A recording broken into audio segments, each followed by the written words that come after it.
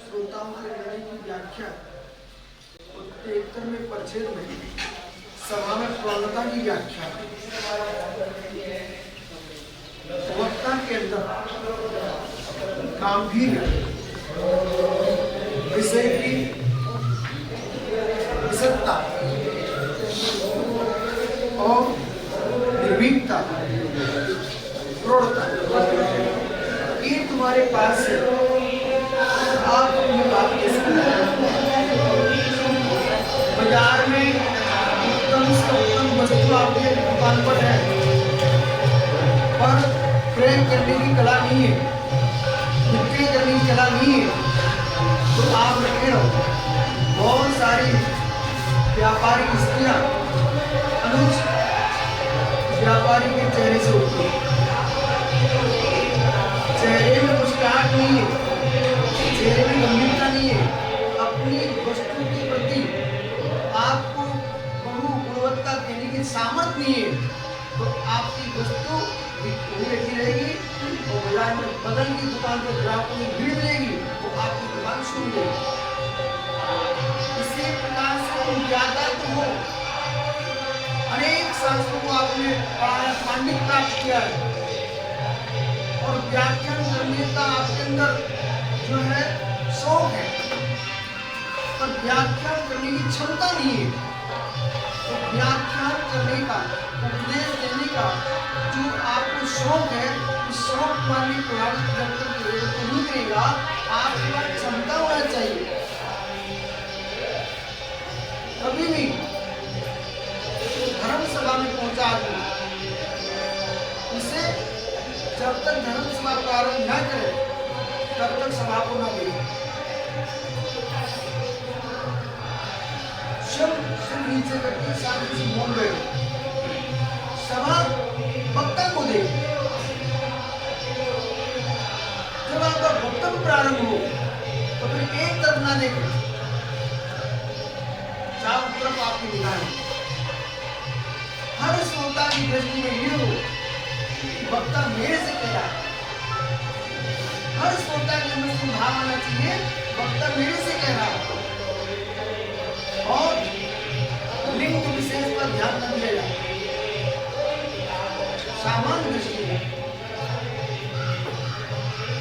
स्त्री वेदी बैठे वही आती जा रही आपको, आपका वक्तव्य कितनी आपको मिलेगा पेश। आपकी समझ तो विद्वान है, वरिष्ठ है, समाज का श्रेष्ठ है, देश का नेता है, तो उसे लेकर के उसके बहुमान की बात कर सकते, कर लेना अपमान की बात करना, और बहुमान भी ऐसा करना कि लोगों को झलक नहीं जाए कि बहुमान कर दिया है और लोगों को झलके भी नहीं कि बहुमान कर रहे हैं, अन्यथा दूसरे का अपमान हो जाएगा। तत्व के रूपणा में किसी के बहुमान की आवश्यकता क्या है? वक्ता के द्वारा श्रोताओं का यही बहुमान है। हम आपको जिन वाणी की भेंट दे रहे हैं, इसे भेंट में क्या चाहिए? और विषय में आपके गंभीरता है, और विषय की पूर्ण विशद है, विश्वास मानना। आप किसी वक्ता से कुछ भी नहीं कहना, लेकिन सारे वक्ता श्रोताओं से कुछ भी ना कहे, पर संपूर्ण श्रोता वक्ता की हो जाए। आपने देखा बकरी को पत्ती खिलाने वाला बकरी को घटा कर लेता, एक हाथ में बका लिए और ब्रज पर यूं करता, भेड़ों की लाइन लग जाती। देखा आप लोगों ने भेड़ों की लाइन नहीं जाती। जब एक गडरिया बकरी भेड़ चराने वाला एक आवाज लगाता है तो सारी बकरियां खड़ी हो जाती हैं। क्यों? कि हमको नवीन पत्ती खिलाएगा।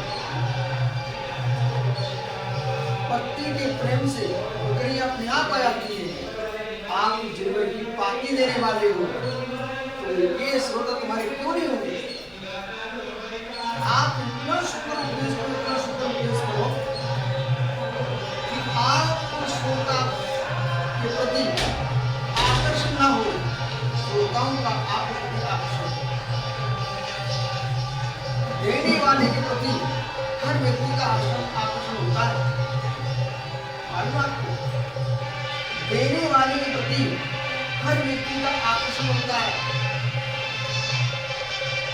इस नगर में जितनी आम के वृक्षों में अम्बियां लगी हैं, हर व्यक्ति आम का बहुत होती है। तो बगल में आम का बड़ा वृक्ष भी है, तो अम्बियां नहीं लगी है, वो जी कोई आम नहीं जाती। बलवान को बलवान भी देखते हैं। आपको डायरी पे नोट कर लेना, महात्मा समझ के सारे बलवान को बलवान भी देखते हैं, फलहीन को निर्बल भी नहीं देखते। फलहीन को निर्बल भी नहीं देखते। इसलिए सबलता वक्ता की शरीर से नहीं होती है, सबलता वक्ता की वाणी से होती है, वो वाणी में हिस्से देने से होती है। अर्थ शब्द अर्थवान हो, अर्थवान हो। शब्द अर्थवान हो, अर्थवान हो। संज्ञा बिना वस्तु की होती नहीं है, संज्ञा बिना वस्तु की होती नहीं है। वस्तु होगी तभी संज्ञा होगी, अब वस्तु की कोई संज्ञा नहीं होती। अर्थवान हो, अर्थवान हो। शब्द जैसे आपने कहा आप कमल हो ना, कमल।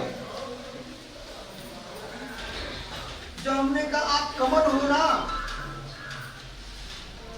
तो आपने कमल शब्द सुना, तो कमल शब्द सुना, कमल सुनते ही आपके मस्तिष्क में कमल आ गया, जल में खिला। ये का आप कमल हो तो मतलब आपके मस्तिष्क में आप कोई व्यक्ति से बोल रहे हैं। संज्ञा संज्ञा दोनों हैं, एक वस्तुवाची एक व्यक्तिवाची। ठीक है? अब वस्तुवाची व्यक्तिवाची संज्ञा आपने ली है, इस संज्ञा में आपको देखना पड़ेगा अर्थ। अर्थ दो बार बोला ना, तो ये आपके सामने भी अर्थ है नहीं है, अर्थ है, अर्थ है नहीं है, अर्थ है। समझ में आ रहा ना? अब कमल नाम के पुरुष बैठा था, भाई ये कमल है, अब वो अर्थ है, वस्तु है। उधर सरोवर में कमल खिला हुआ था, वो अर्थ है, पदार्थ है। तो जो भी शब्द होगा वो बाह्यार्थ को बोलता है, बिना बाह्यार्थ के शब्द का प्रयोग नहीं होता है। इसलिए भाव में वही प्रमेय की व्याख्या आप करेंगे तो आपको बोध होगा। इसलिए प्रमोद भैया एक पूर्ण निर्णय आपको कर लेना चाहिए आज ही। जैन दर्शन को जो भी समझना चाहता है, जब तक दर्शन शास्त्र ज्ञान नहीं है, आप जैन धर्म की कोई व्याख्या नहीं कर सकते। व्याकरण का ज्ञान नहीं है, आप धर्म की कोई व्याख्या नहीं कर सकते। इसलिए शब्दागम, तर्कागम, परमागम तीनों आगम का ज्ञान अनिवार्य है। बराबर? अब अर्थवान, अर्थवान जो होगा शब्द बाह्यार्थ को कथन कर रहा है, तो उस बाह्यार्थ में शब्द बुद्धि आगे चलने वाला है।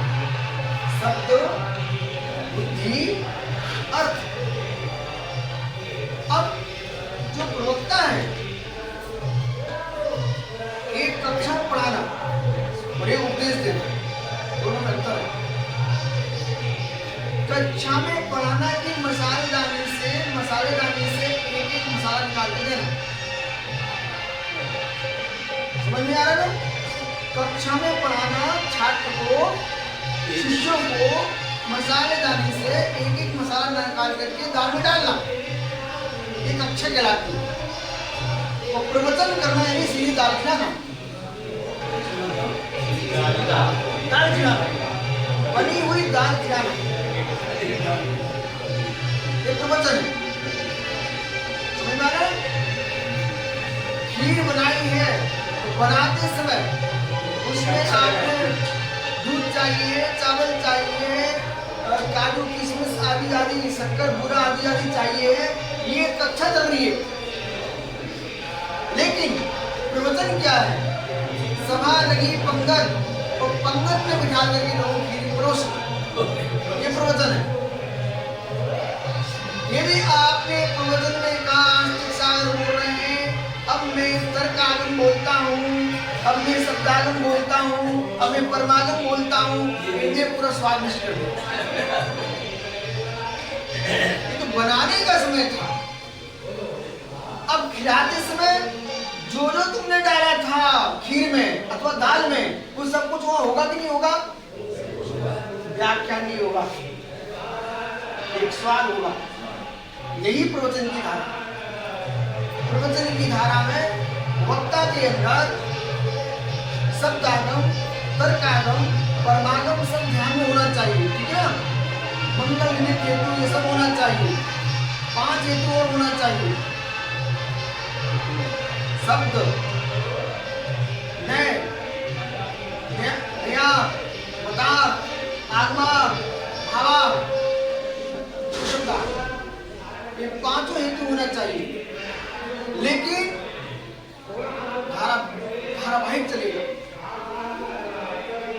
धारावाहिक चलेगा, धारावाहिक चलेगा। यहाँ पर धारावाहिक को अप्रमाण नहीं कहा जाएगा।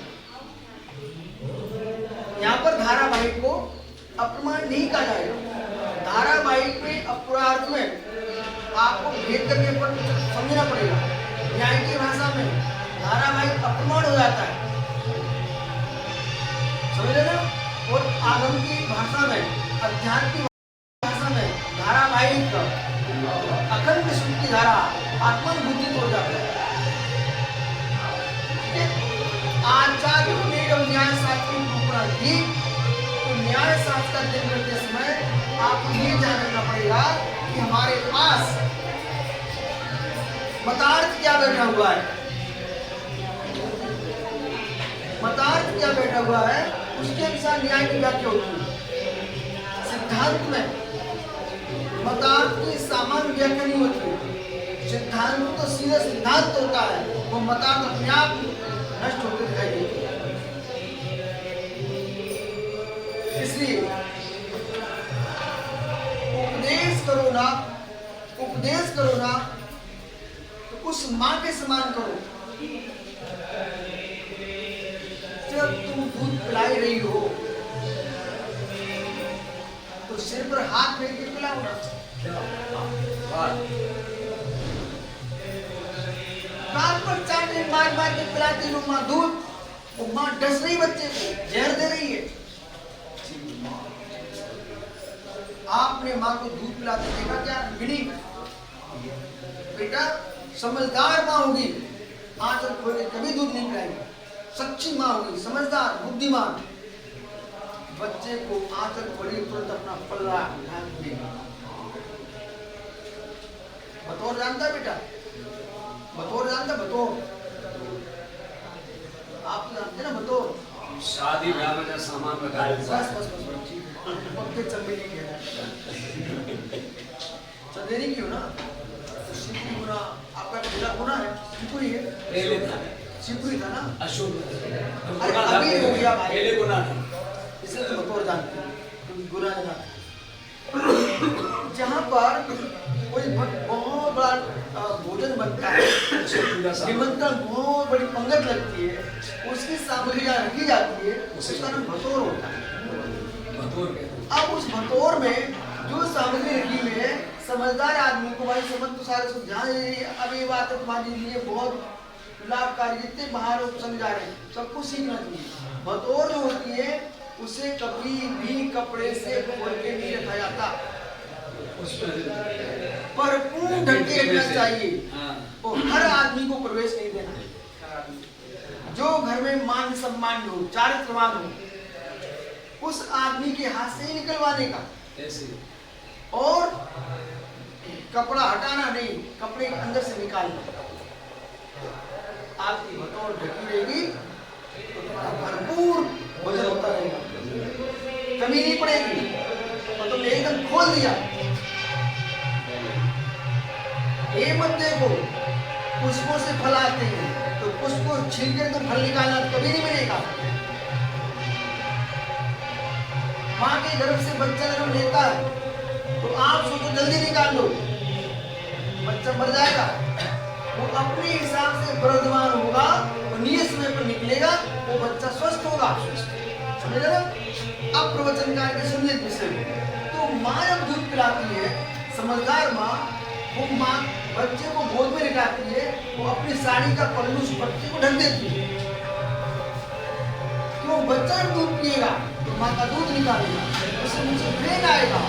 तो हो सकता है सुरेश जैसे लोग खड़े हो जाए, वो कहें ये देखो क्या दूध पी रहा है, उनकी नजर लग जाए, नजर लग जाए। सही है, उन्हें नजर नहीं लगना चाहिए किसी को। ढकते पिलाते दूध ढकते, और ढकने के साथ साथ आप विश्वास को सिर पर हाथ फेरते तो बच्चे को आनंद आता है और मधुरता से दूध पीता है। अरे एक मनुष्य की बात करो, तुम गाय की बात करो ना, बछड़े को दूध पिलाती है तो चाटती जाती है, दुलार होता है तो चाटती है, तो नहीं पिलाना दे तो लात मारती है। समझिए ना? सही। तो बत्ता लात मारने वाली गाय है कि चाटने वाली गाय? यही बत्ता भारत की भूमि पर, विश्व की भूमि पर श्रेष्ठ बत्ता है जो गाय चाट करके दूध पिलाती बच्चे को। वो मालूम शरीर को दूध देती है मस्त करने के लिए, वो बच्चे की बुद्धि को बुद्धिमान कर रही है चाट करके। ऐसी जो श्रोताओं के लिए वक्ता दुलार दे के उपदेश देता है, वो उस माँ के समान है कि चुटकी लगा के दूध पिला रही है। और जिस वक्ता ने कटाक्ष किए, किसी को लक्ष्य लेकर व्याख्यान किया, तुम उस माँ के समान हो जो गाल पर चाटा मार मार के दूध पिला रही है, अथवा उस गाय के समान हो बच्चा जैसे मुंह में लगाता है तो फट तुम लात मार देती है। तो बेचारा बच्चा गूंगा जाए तो कहा जाए तुम्हारे पास ही आना पड़ेगा, तुम लात मार मार करके दूध तो ले लेता लेकिन प्रीति नहीं ले पाता। ध्यान रखना, आज से सारा जीवन में शिष्यों को दूध पिलाना सरल है, वो महत्वपूर्ण नहीं है, लेकिन प्रीति नहीं पिला पाए। जिनके माता पिता अपने बच्चों को 24 घंटे डांटते रहते हैं, वे अपने बच्चों को ऐसा कर रहे हैं जैसे ऊसर भूमि में बीज बोया गया, अथवा ऐसी भूमि में बीज पड़ गया जहाँ पर खाद ज्यादा पड़ गया। तो ज्यादा खाद पड़ेगा तो फसल चलेगी। उचित खाद दोगे तो फसल उगेगी, फलित होगी। ऐसे ही बेटों के लिए, शिष्यों के लिए दुलार की दो, अनुग्रह और निग्रह। निग्रह भी करो, अनुग्रह भी, दो धर्म एक साथ चलना चाहिए। ठीक है? अब हाथी साहब चाहते मैं 24 घंटे अपने बच्चों को डांटता रहूं, आपको डांटने में आनंद आता है 24 घंटे। अरे उससे पूछो, वो भी बाप बन चुका है, प्रीति देना भी सीखो। कभी कभी सुनो, आती साहब जब बड़े हो जाते ना तो गलती पर डांटा नहीं जाता है, गलती पर सलाह दी जाती है। सही बराबर के उसके अब डांटना बंद हो चुका है। दोस्त की रिश्ता में समझा है, मित्र मत रखिए। और तब भी नहीं सुधरे तो सबसे सुंदर यंत्र है, उसका नाम उपेक्षा।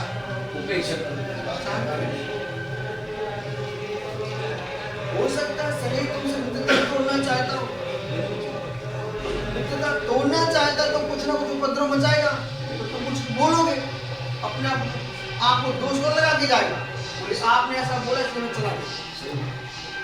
तुम समझ जाओ ये हमसे मित्रता तोड़ने के पक्ष में है।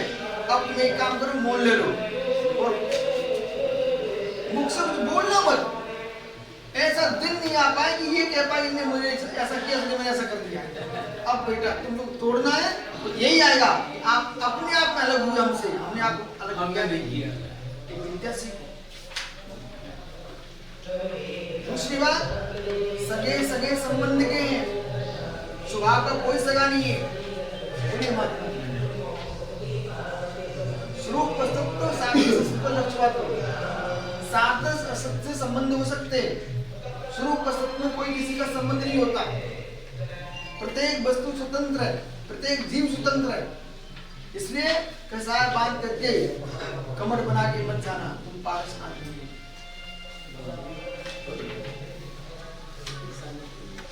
वृद्धानां पुरस्तास्तु बाह्यं विदितं तथा मलिनं दुस्ते देशो यथा पीयूष पातनं।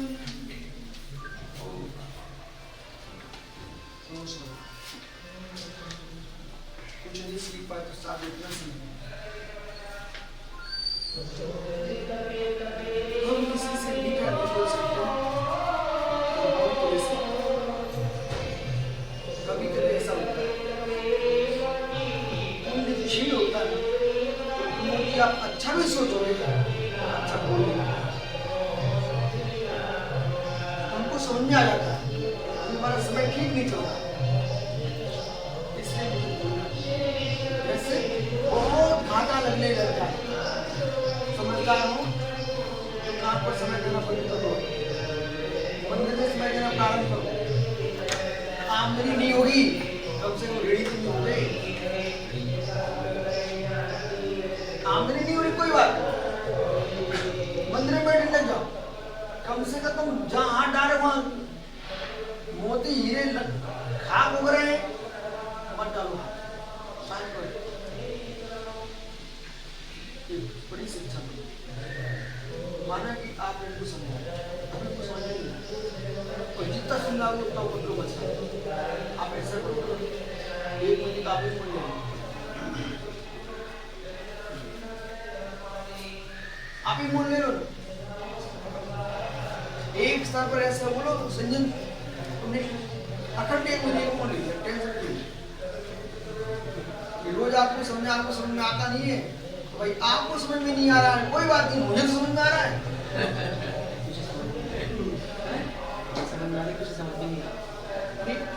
ठीक है, कोई को नहीं समझ में आ रहा, तो आपको समझ में आ रहा है कि नहीं आ रहा है, आप बोल रहे कीचड़ में पत्थर फेंको तुम्हारे ऊपर गिरेगी, तुम्हें समझ में आ रहा है नहीं आ रहा। कीचड़ को समझ में नहीं आता, लेकिन आपको समझ में आ रहा है, मत फेंको पत्थर ना। वही यहाँ पर कह रहे हैं वृद्धानां पुरस्ता, जहां पर सुनने वाले श्रोता आपके मत के विरुद्ध हैं, सुनने वाले श्रोता आपके मत से विरुद्ध है, वे आपको सुनना पसंद नहीं करते, आप सही बात नहीं बोलो तो उनको पसंद नहीं आती, ऐसा भी होता है। कैसे? जिससे तुमको चिड़े सुरेश भैया वो तुमको दूध भी पिलाए तो तुम्हारा मन करता है इसके हाथ से नहीं पिए। सही। ये बुढ़ात बैठे बोलो 7 साल कोई आहार दे रहा है, वो व्यक्ति को मन कर रहा है कि यार ये प्रमोद सतत बोल दे, वो बीच में आ गए पढ़ना के बाद भैया अब हमारा मन कह रही है विशाल कह रहे दो, विशाल कह रहे दो, अब वहां चेहरा बन रहा है। बोले क्यों? बोले मुझसे नहीं लेना, इनसे लेना चाह रहे। अब ये परिणामों की दशा से मिलो, वस्तु वही है, वस्तु वही है, दूसरे से लेना है, ऐसे ही प्रवचन वही है। श्रोता वक्ता बोलेगा, उस वक्ता से सुनना है, तो अपना दिमाग तेज होना चाहिए। ठीक, आचार कल्प सुर सागर जैसा, आप एक अच्छी बात करें, आचार कल्प सुर सागर जैसा। आचार कल्प सुर सागर थे धर्म सागर की सांख्य सारी परंपरा में, तो धर्म सागर और सुर सागर दोनों गुरु ज्ञानी थे कौन? सुरसागर। तो आचार्य शिव सागर की समाधि के बाद पट्टी किसको आना था?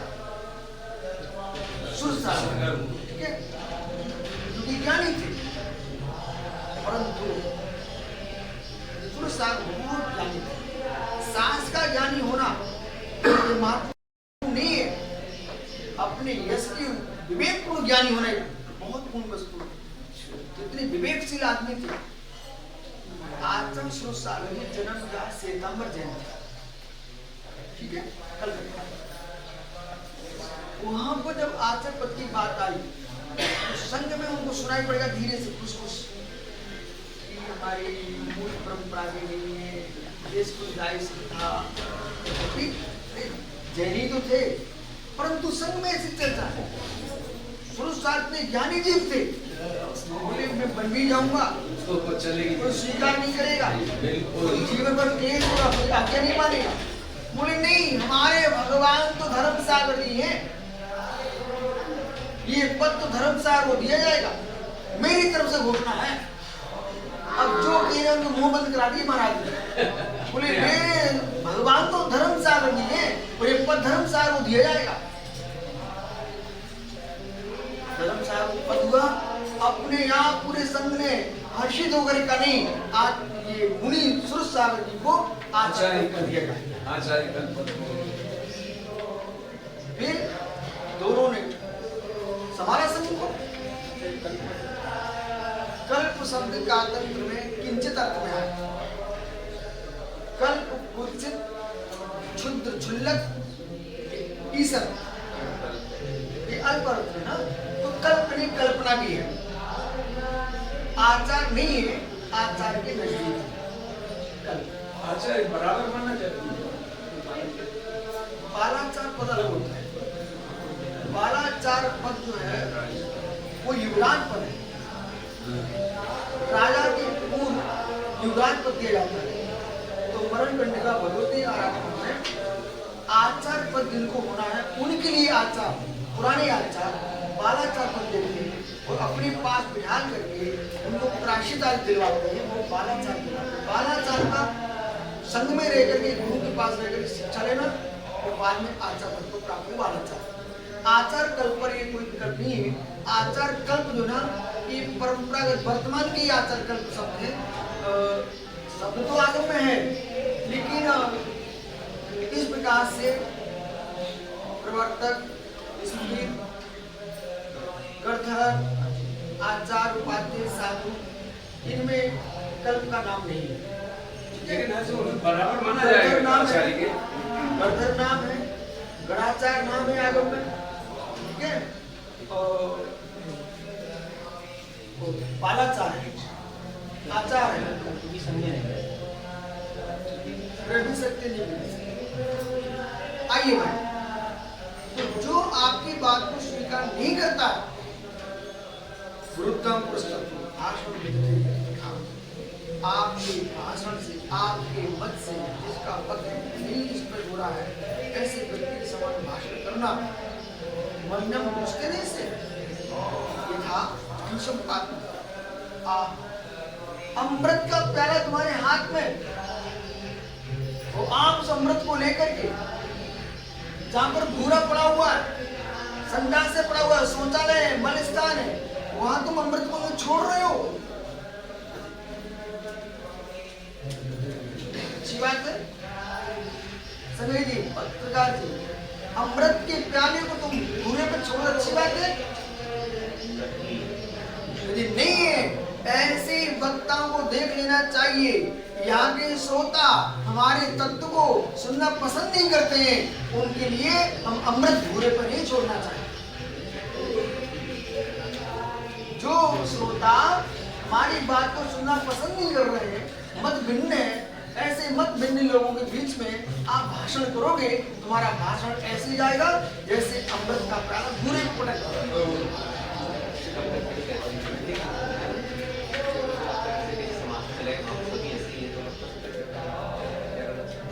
ऐसा करना चाहिए, पहले उनको हमें अमृत नहीं देना है। अमृत नहीं देना है, उनके लिए दूसरी भूमिका में आना पड़ेगा। भूमिका ये अदा करना पड़ेगी, बीज नहीं बोना चाहिए, किसान को पहले बखरना चाहिए, जोतना चाहिए और डेले बाहर करना चाहिए, कंकर पत्थर पीना चाहिए। ऐसे पहले सर्व सामान्य भूमिका में सामान्य बातें बना करके श्रोताओं को पहले अपना बनाना चाहिए और जब तक अपने नहीं बने तब तक जिनवाणी के जीवन रहस्य नहीं समझाना चाहिए। लगार समझना, इसलिए मत पट को अमृत को घूरे पर, मत पट को अमृत को घूरे पर। बोलो भाई, मत पट को अमृत को घूरे पर। ऐसी हमारी माँ जिनवाणी अमृत है, उसको घूरे जैसे कामों में नहीं डालेंगे। ये तो अमृत अमृत देवों के कंठ में होता है, ऐसे अमृत जो देव तुल्य श्रोता है उनको ही दिया जाता है।